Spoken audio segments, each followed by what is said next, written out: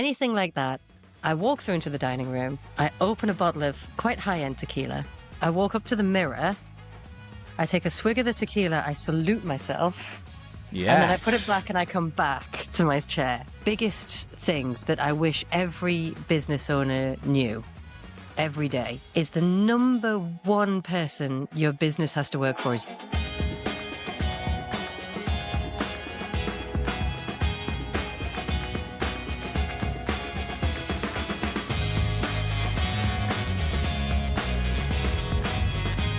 Lisa, what's your favourite kind of tea? Who's your favorite child, Andy? I've only got one. Oh, well, that's easy for you then, I guess. Yeah, that'll be my youngest dog. Oh, sorry, child. Yeah, my daughter. Yeah, obviously. My dog is also my favorite child, and I have 3 kids. So yeah, my favorite tea is whichever one I'm craving in that moment. I have a mood-based tea selection system. I walk into the tea shelves, I stare at them, I feel pulled towards one in any particular day, and I just drink that. Wow, I was waiting for you to say mint. I was thinking she's going to say mint. You She's going to say mint. you lined me up for a classic, and I missed it. Yeah, no, I do drink a lot of mint tea in various different ways and forms. That's not why the company's called Mint, but yeah, no, the tea enthusiasts have got over 100 different blends at any given moment, plus all of the random ingredients, and sometimes I just randomly mix stuff together and drink it. So, I need to make a little confession because you very kindly gave me some tea samples when I last saw you. I never got to try them. Oh, why not? My wife drank them. Oh, so yeah. we quite like our herbal teas. Is that the way would you call them herbal teas? Oh, yeah. Well, technically they're not teas, they're tisanes, but there's no need to get wanky about it. Right. Okay.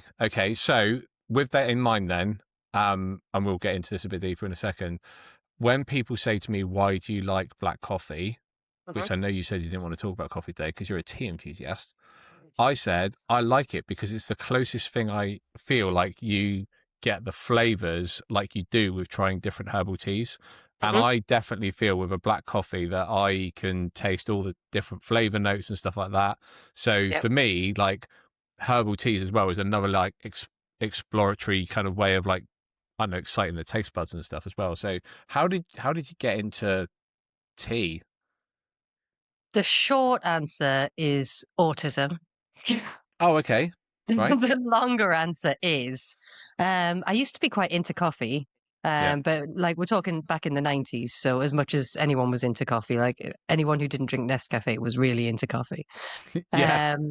But is that because they had a cafetiere and everyone thought they were posh? Yeah. If you had a French press, you were posh. Yeah. But yeah, so I got pregnant with my first, and I went off coffee entirely. Like it made me feel entirely nauseous. So I switched to tea, and then I didn't like regular tea and regular tea bags.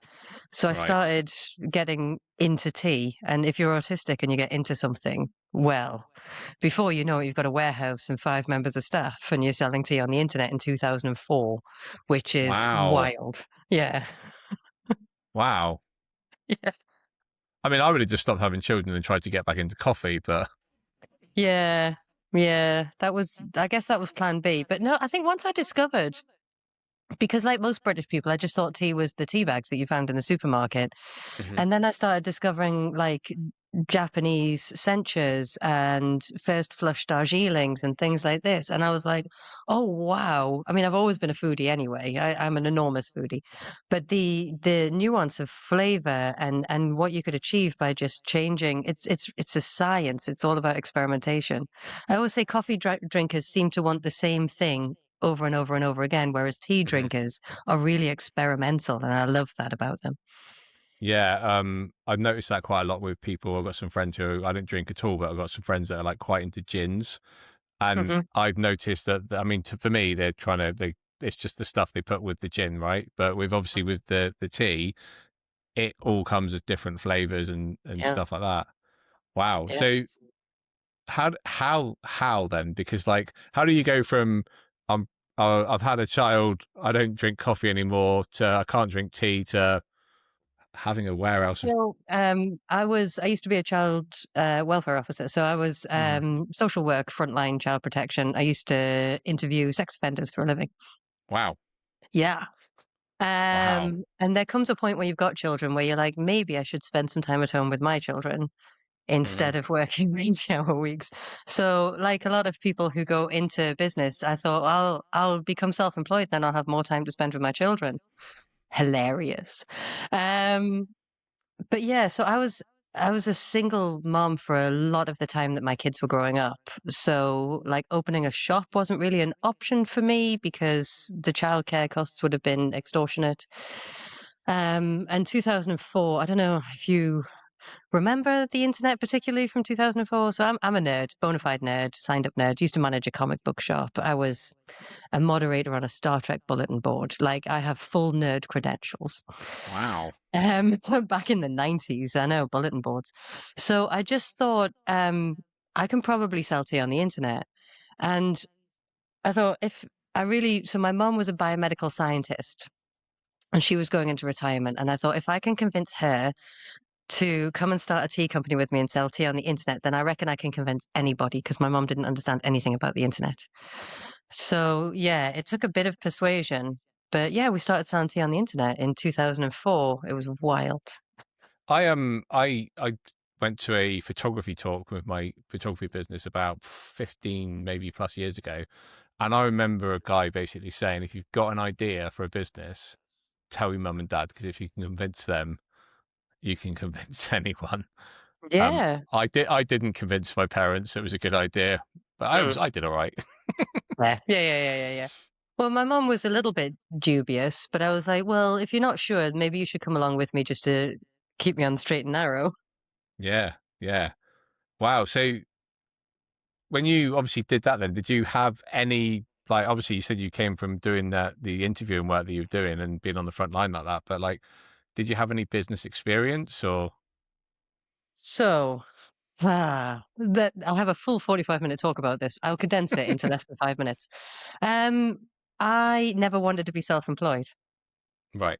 which is weird for someone who's been an entrepreneur for over 20 years. Yeah. My parents were self-employed when I was young, and they went through a bankruptcy. And that was horrific, what it did to our family, the scars that it left, the trauma that it caused. Hmm. And the type of business that they had, they were always working. So there wasn't really family holidays, and there wasn't, they couldn't come to school things. And I'm hoping they don't watch this.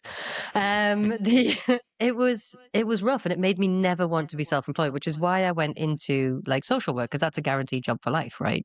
Hmm. They always need social workers. There's always work to be had there. Um, but then when I became a single parent, it was kind of I had to find something that worked. And every time I came up across a problem, I ended up in self-employment. And every time there was a problem, a version of self-employment fixed the problem. Mm. So, and you know what? I will give credit where credit's due. Watching my parents be entrepreneurial did put the seeds in my head that anyone can be entrepreneurial and it is a path that is available. And I think there's a lot of people who go through life not understanding that people like them open businesses. And I think that's opening up a bit more now. Yeah. I think the roads to becoming self-employed are becoming clearer, and there are more examples, and the barriers are reducing, and there are a lot more entrepreneurs now than there were 5 years ago or even 10 years ago. I Uh, think, you know and what, I love when you it. say that, I don't know if you know Angry Ginge. No. Angry Ginge was the guy who's on I'm Celebrity, Get Me Out of Here. And loads of people, exactly. I don't know who he is. I never knew who he was. He is famous for playing computer games on Twitch. Okay. So there's a Yeah. proof there that you can make money out of pretty much Oh, yeah. anything Yeah. nowadays. Absolutely. Whereas that, I don't think that was quite so easy to make money out of anything No. years ago, I would it? mean, when I think back to, building my first website, which took months and months and months and cost thousands of pounds and was so problematic. and so glitchy and such a nightmare and horrific to look at when you look back at it now. And all of the black hat tactics we used to use for SEO and things like this, Wild White West. text on a white background. Oh, of course, all Yeah. over. Yeah. And then now, like the last time I needed a website that I built myself, I did it in a weekend, and it cost me, I think, for the hosting and everything else, and using a wireframe package and blah blah blah blah blah. I was like, maybe $140. So, I mean, yeah, if you want to launch a business now, it is so much easier than it ever has been. But interestingly, what I'm noticing as a business coach is now we've got a lot of entrepreneurs that have been in business for a few years, whether that's like 3 or 5 years. Hmm. And people are realizing that what it takes to start a business and what it takes to sustain a business are two very Hmm. different skill sets. Yeah. Yeah. And I'm picking up a lot of clients who are getting to that 3 year, 5 year point and being like, what does this look like for the next 10 years? Yeah. This is not sustainable. What do I do? Yeah. Um, so yeah, I think we've had this sort of bubble of people, especially during the pandemic, like starting businesses and becoming self-employed and following that route now is easier. And what we now need to have is infrastructure that supports them to make that, sustainable and joyful for Hmm. them moving forwards, because that's how it should be. Yeah. Yeah. Mm. I think the thing is as well, I don't know if you've noticed this, but I seem to have noticed that whilst I see that as well, I also see people who've been like, oh, cool, I've been in business for 2 years. I could just tell everyone, I could teach everyone to do what I did. And you're like, well, Yeah. you haven't actually experienced one, like 3 financial crashes. You haven't experienced even any failures yet, really, to be fair. I mean, No. I remember having the months in my media business where I was like, oh shit, I haven't made a penny from Yeah. December to March. And Yeah. then March came and I'm like, fucking hell, this is my biggest month ever. And you're like, you know, Mhm. whereas some businesses now they like, because it is so easy, they're almost trying to like sell a blueprint of, well, this is what I did. And I made like £300 million or whatever they made. Yeah. Here's me with And my private jet. I think this is so. I mean, I am a business coach, a mentor. I do have an ILM level 7 qualification. Blah blah blah blah blah blah blah. But a lot of people who go into coaching come from a corporate background, and that's Hmm. fine if that's what resonates with you. But I see a Hmm. lot of people coming from HR into business coaching, and I'm Hmm. like, but that's the only business you've run, and that's Mm. fine as long as you're working with similar people. Um, But then I see businesses who have like a product-based business or an events-based business, and they're trying to go to these business coaches to get that advice. And they're like, it doesn't seem to be working. I can't make it work. And it's like, well, Hmm. no, it's not. That's not the advice for you. Yeah. Um, and I think this is why I wanted to do the business coaching, because I mean, so I've got the tea merchants, the tea enthusiasts, and I've been running that for 22 years this year. So Wow. I can sustain a business over a long period of time. Hmm. Um, but in that time, I've also managed, I've started and run like Mega City 5, which was a comic book store. And we did cult stuff events through that, which was organizing Comic Cons. Back in the peak of Comic Cons, I used to organize Comic Cons. Nice. I've tap danced Nice. with Jeremy Brett and various other things. And then we had Jeremy Bullock, not Jeremy Brett. Anyway, um, I ran the Discovering Durham shop up here in Durham, which was a grassroots business support organization with a shop front. Because if you've got a physical product like this, Hmm. then trying to get business advice from your local authority or business coaches is really hard. And the kind of things we need to learn about aren't being pushed. So I thought, well, if we open a shop and we sell our own products, and we take a 30% scrape profit margin, which is what you'd have in retail anyway, as a Hmm. CIC, and then we push that back into business support. So having sort of monthly meetups where we can all just a monthly moan and groan, as I used to call it, and having spaces where we can talk about who you're getting your glass bottles from. The cost of cardboard's gone right up, and product Yeah. photography courses, and how to sell products on social media rather than services. Yeah. So we could reinvest all of that money into that. Was phenomenal. Did that for 3 years, loved it. So, yeah, I've done retail businesses, events businesses, service businesses, publishing businesses, buying and selling businesses, product-based businesses. Um, Wow. yeah, I love a good business. I love that.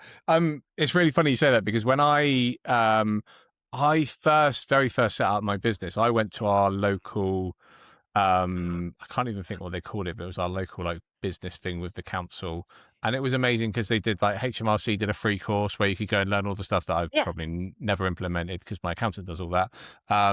But the stuff that over the years that I'm like, the basic stuff of like business plans. Like I even remember writing my first business plan and thinking, wow, my God, I could make this a month. And Mhm. I'm like, I've like created a couple of businesses over the years since the first business plan and just gone, right, cool. So we're going to create a media business. Cool. Fuck it. Brilliant. I'll build the website. Like, and then, you know what I mean? Like there was no plan involved. Yeah.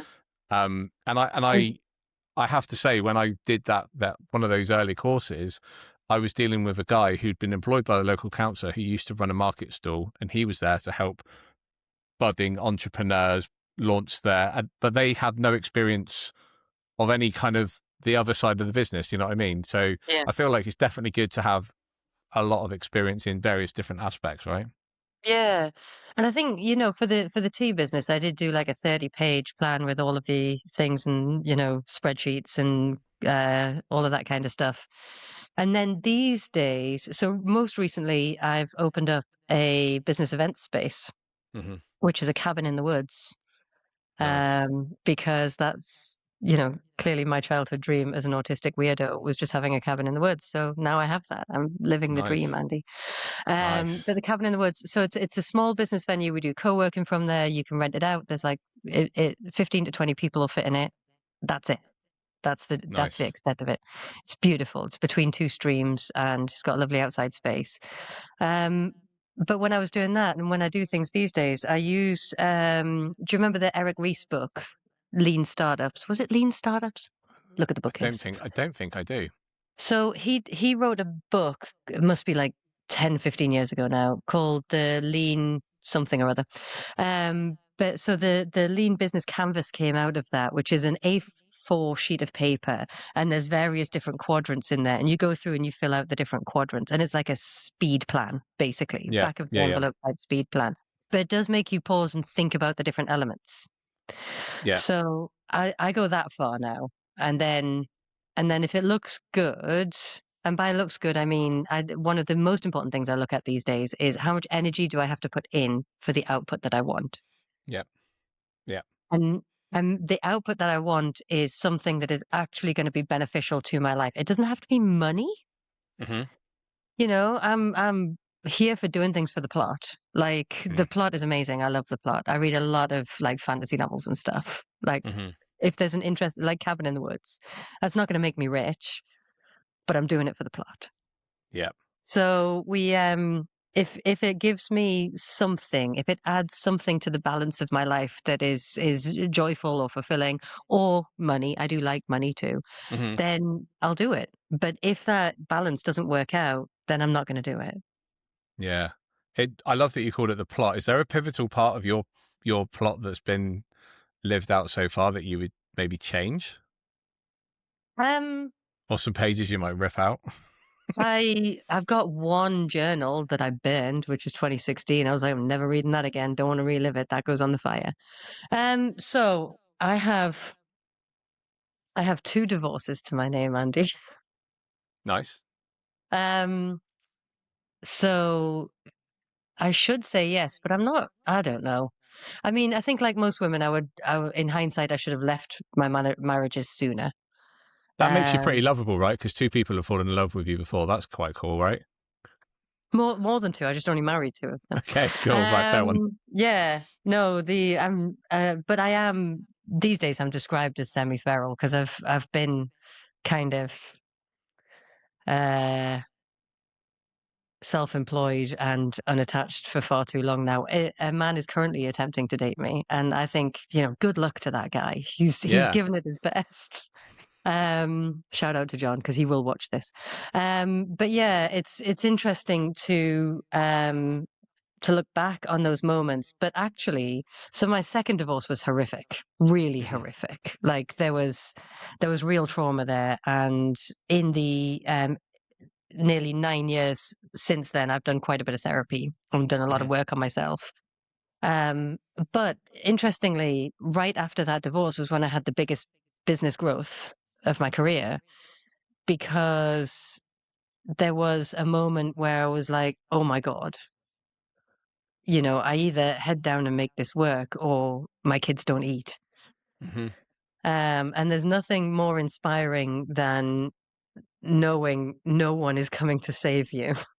Yeah, yeah, And, your back is against the wall. And if you do not make a success of this, then you genuinely don't know what else you're going to do. yeah. So, yeah. And I actually had a moment because that was my motivation system for so long, which is, I think, true of a lot of parents. Yeah, Your yeah. kids are your motivation system. You want to make sure they have a better life and this kind of thing. And so for 20 odd years, my kids are all in their 20s now, by the way. Hmm. So for 20 odd years, every decision I made at the center of it was how is this going to affect the kids? And then Yeah. I got to a point where my youngest kid got a job. They were done with education and they got a job. And then I was like, what is, without trying to sound thespian, what is my motivation? Oh. What is my purpose? Yeah, What is my purpose on the planet? And honestly, I lost the plot for about 6 months. I was like, yeah, I mean, I didn't lose the plot entirely. I went clubbing, I went camping, I went to festivals. I had money in the bank, and instead of trying to keep four people, I was only trying to keep one. So I was like, mm, why don't we just relax and enjoy it for a bit, and then see what happens at the other end? And at the other end, I realized, oh, it's me. That's what I'm supposed to be taking care of now. And at that point, I started pushing loads of money into my pension and things like this. So taking care of future me is my passion now. I love that. Do you know what? So many people do that, and I talk about this a lot with my clients. Is working with my own business, I was busting my ass, Yeah, and in the process, like 9 to 5, escape 9 to 5. Fuck me. They're like, I was still going at 9 to 5 the other way around. Like, yeah, no, like, um, but the big thing for me was I ended up doing the neglecting everyone around me because I was mm, busting my ass. Um, but then it came back to exactly like you've just said in that same sort of way. When they fled the nest, mine haven't fled the nest. Um, but you've realized that actually at the end, it is just you or you and your yeah, partner. And yeah, then yeah. you've got to work out, well, what do I want out of this? Yes. So this is the two biggest things that I wish every business owner knew every day is the number one person your business has to work for is you. Because otherwise Yeah, it's not sustainable. If you don't I mean, you can't wake up every day and feel joyful about your business because that's unreasonable for any job. no, But you should feel generally motivated in your business to do things and yeah. to find that that brings you a level of fulfillment and purposefulness and enjoyment. And the other thing is you can only work with the brain you show up with on that day. Oh, I love that. It's so vitally important because a lot of us are dealing with neurodivergence, we're dealing with caring responsibilities, we're dealing with physical health complications, we're dealing with perimenopause for some of us. So the brain that you wake up with on any given day is going to depend on all these things that are going on around you because you're a holistic being. Hmm. Yeah. So that's if that's not reflected in your to-do list and your actions and everything else, then you are gonna struggle. Because let me ask you this: if you had a day, and you possibly less so for you because you've been in business for a while as well, Hmm. but you sit at your desk and you're like, I must write this thing today, this report, or do this thing, or edit this podcast, or whatever it is that day, and you Hmm. sit there and it just feels like you are clawing your way through a tar pit Yeah. trying to get yourself to do it. Yeah. Pointless. If you were to go, this isn't working for me today, let me take a look at my to do list and see what actually calls to me today and do that instead, you'll find yourself getting into flow. And what happens then is your brain starts to build self trust with you. Yep. Yep. because you've met your needs and your business needs, and you've shown up in the way that you need to. And then, so the next day when you come and sit at your desk, instead of your brain going, "Oh my God, editing podcasts again?" Your brain goes, "Oh, I get to edit the podcast today." And I'm you can all do it. about changing that vibrational frequency, because the Yeah. amount of times over the years, and I had years of editing videos, editing for clients. I'd be coming back from a job I live about 4 hours away from London. I'd drive back from London, and I'd get, oh, just empty the memory cards. I'd go back to the studio and empty the memory cards. It's now 8 o'clock. Oh, just have a little look at the footage. 1 o'clock in the morning, I'm like, I should probably go home. And you're like, I've been on the job in London since like 7 o'clock in the morning. But Yep. you because you're excited about it, Yeah. and then 3 days later, you go in the studio, you open the door, and you're like, oh fucking hell. But this is the other part of the puzzle. You have to make your business and your life work together. And this is the bit Absolutely. that a lot of business coaches overlook. It's not, you can't just look at the business. You have to look at the whole picture. Hmm. So I'm coming to you today from what used to be a pub. So this is the old Red Lion pub in Dipton. You can find it on Company's House, so I don't need to hide my address. But I'm at Hillside in County Durham. And the reason that I'm here in this location is because downstairs I have 1,800 square feet. And that is the tea warehouse. I have members of staff beneath me right now working away, packaging tea. It's 1:42, so all of the orders from today will currently be being processed and shipped because we ship same or next working day. Hmm. So that's all happening down there right now. Above me, I've got a kid who's just working night shift who's now asleep. Oh wow. So this is and in the middle I've got this office, so I'm in the center of everything. Hmm. And when I think back to when the kids were at high school, this structure was so vitally important because whenever you're at work, you feel like you're neglecting home, and whenever you're at home, you feel like you're neglecting work. And Hmm. that's the tension, the paradox of being self-employed. And you do love both those things, and you want to do a good job of both those things, but it's almost impossible. Hmm. So to try and make it more likely, I moved into this building so that I could see the kids out the door to the school bus and then go straight to work. And then as they come in, I can come upstairs. Here's a snack. There's your homework. Do the thing, blah, blah, blah. Go back to work. Come Hmm. back up here, be like, here's your dinner. Talk about the day, process everything. They go off to, play computer games before bed or whatever. I can go back to work for another couple of hours Yeah. if I need to. Yeah. So whilst it wasn't perfect, as a single parent, it supported my life Hmm. and the lifestyle that I had wanted. And I think so many people try and make things work in the way that other people describe, but you have to find the solution that's right for you. You Yeah. have to think outside the damn box. Yeah. Yeah. Yeah. I talk about balance being bullshit when it comes to Yeah. No business. such thing. And I always talk about harmony, and I talk about it because being a musician, there are no wrong notes on the keyboard, right? I don't play the As a lover keyboard. of jazz, I agree with you completely. Yeah, I mean, obviously, there's so much wrong with jazz. It's right, yeah. Yes. It's so wrong. It's just, oh yeah, that sounds I good. love it. I think it's the ADHD part of my brain. Just is like, where's this song going? No idea. Yeah, Victor Wooten, who's bass player, always talks about there's no wrong notes. You're always just one note away from a right note, and I love Yeah. that because it's so true in business, right? You're Yes. just one pivot to like something that works better. And I love the fact that in the way you've just said that, it's like there's something that you just talked about then, and I really want to touch on this is because not only have you been providing for your family, Mhm. and then you've got to this point where you've gone like, oh shit, like I'm doing this all for me now, like kind Mhm. of thing. But like you also opened up a doorway of opportunity for other people as well. And I feel like there's something like you said about the shop, and you said about the what did you call it in the shed in the woods? That's not what you called Oh, it, is the it? cabin in the woods. It's Durham Ca- Woodland Workspace. I should probably give it a name check. There you Durham go. Woodland Woodland Workspace. Workspace. Yeah.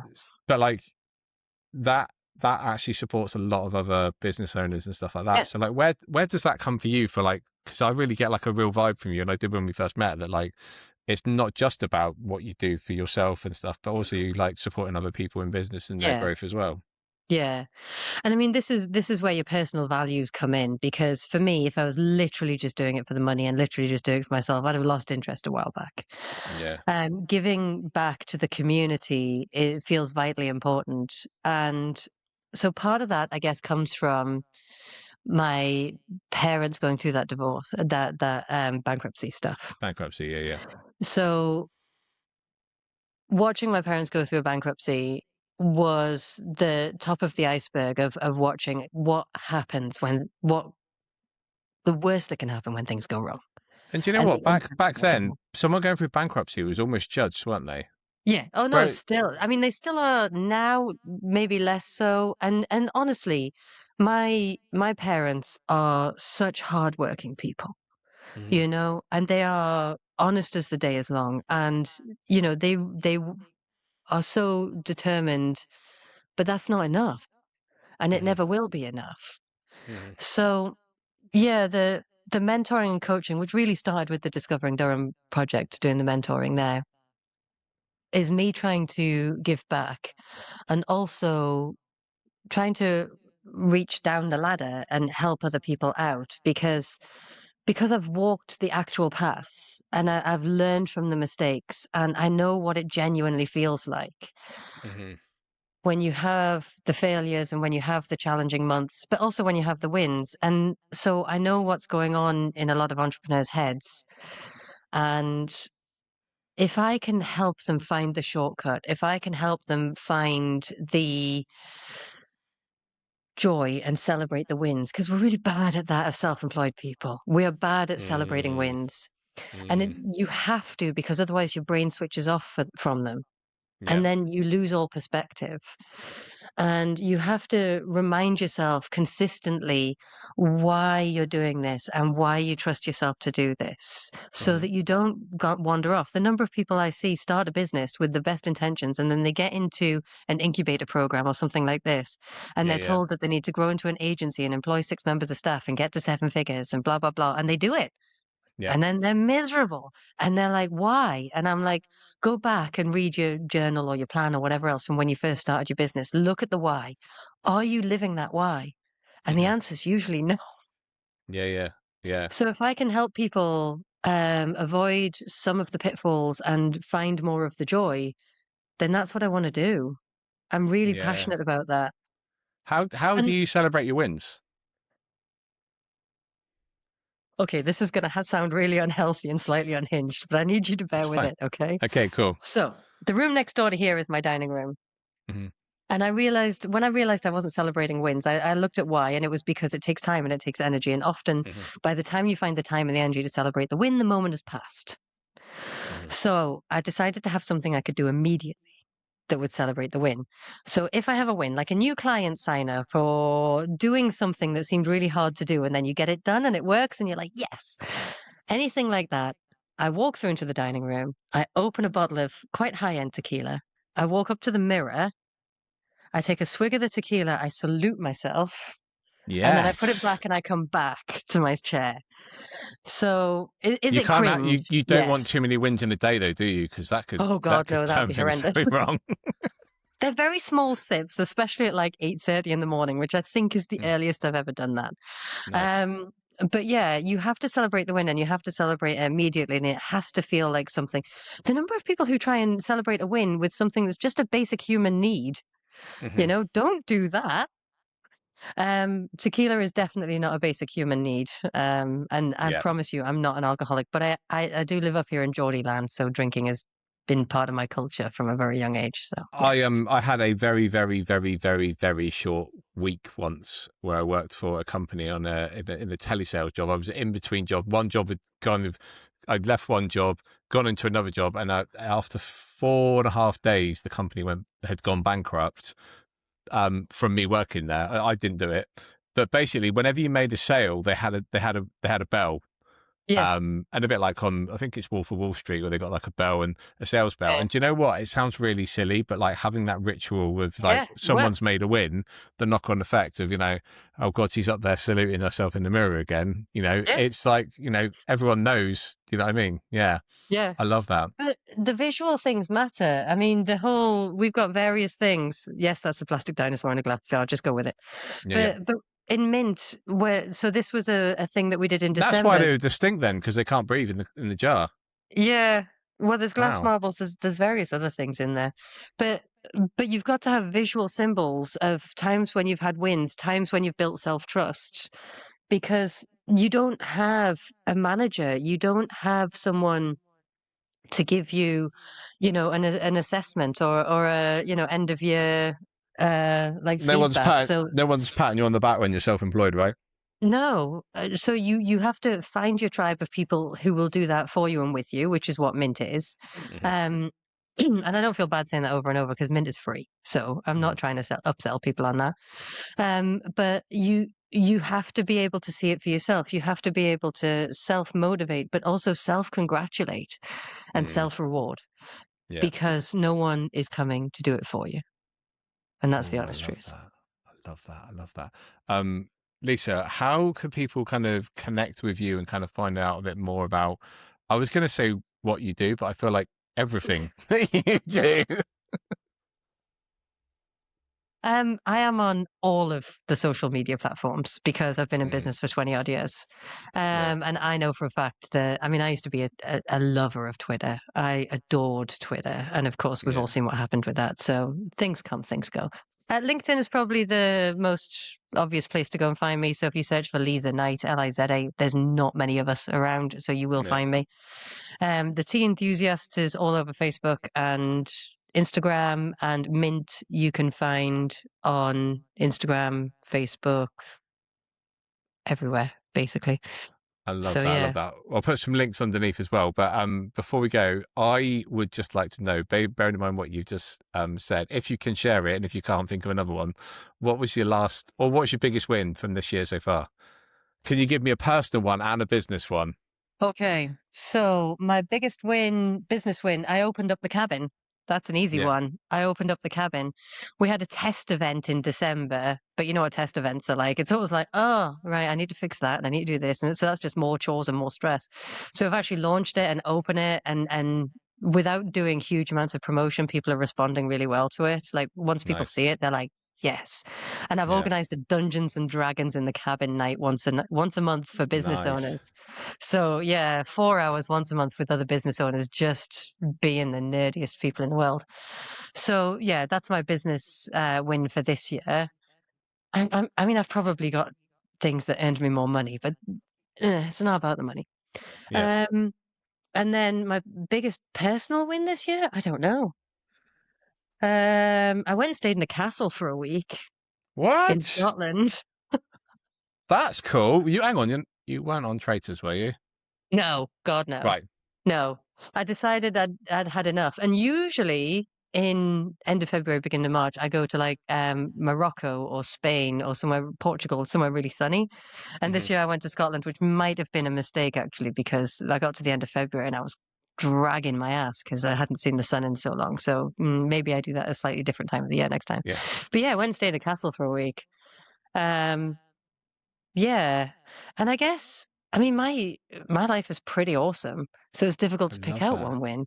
I I love get to live that. in an ex-pub. I have a cabin in the woods. I have three adult kids. I've got, a family that's great. Like my business lets me take Wednesday afternoons off to just go to the beach if I want to. Like that's success, right? Hmm. Yeah. And Yeah. not once did you mention like, Lamborghini or No. I anything have a lavish. 14-year-old Nissan Qashqai and someone knocked the wing mirror off just before Christmas, so there's pink duct tape currently holding it on. That's how much I care about cars. That's the reality of a business owner who's in it for not just the money, right? Well, this is the thing though. You should spend your money with reverence and responsibility for your own needs and desires. Like, I do not desire a fancy car. I sat in like a £50,000 car thinking about buying it, and I genuinely was like, this brings me zero joy. Yeah. So I'm not going to do that. As long as my car starts and drives me places, and sometimes for the tea enthusiasts, I have to do like food festivals and things like this. I can Mhm. fit an entire food festival setup in the back of my Nissan Qashqai, as well as three Nice. adult kids if I need to. And so yeah, no, I genuinely don't care. But I do also like have a 6-bedroom house that costs an absolute fortune to heat. So you know, Amazing, amazing. swings and roundabouts. Lisa, thank you so much for chatting to me. I really appreciate it. Looking forward to seeing you soon. And I really must try some tea because, as I said to you earlier, my wife drank my tea, which is Yeah. not cool, is it? Well, you're heading back up here for Atomicon, so I'll hit you up with more tea. I mean, we'll be Yeah. drinking margaritas. And I made a joke to you about trying to get my tea through customs, and you were like, "You'll be fine." Yeah. Exactly. Amazing. Cheers, Lisa. You're a superstar. That was today's episode of the Coffee Chaos and Confidence podcast. And I'm so, so grateful for the lessons that Lisa's taught us all about today, because there's just so many things that we all do in business and we kind of take for granted, of not celebrating the wins, not looking out for number one, and really finding our kind of purpose and passion within what we do. So make sure you check out the links below and go and give Lisa a follow. And on this side or this side, it'll be a previous video to go and check out, and make sure you give us a subscribe. Until next time, see you later.